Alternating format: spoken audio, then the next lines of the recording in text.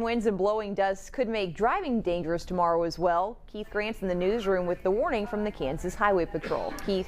Rachel, KHP says tomorrow's dust could look similar to those conditions that led up to the I-70 pileup earlier this year. Forecasted winds can kick up walls of dust, which creates dangerous driving conditions like this.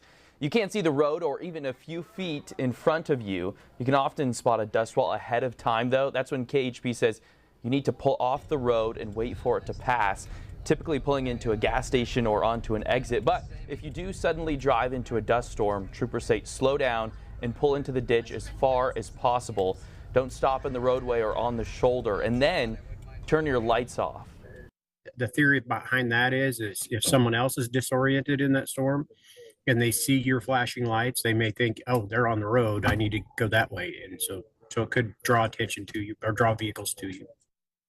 Again, troopers there say pull into the ditch, never stop in the road or on the shoulder. Otherwise, you could be hit by another car. Mike? Keith.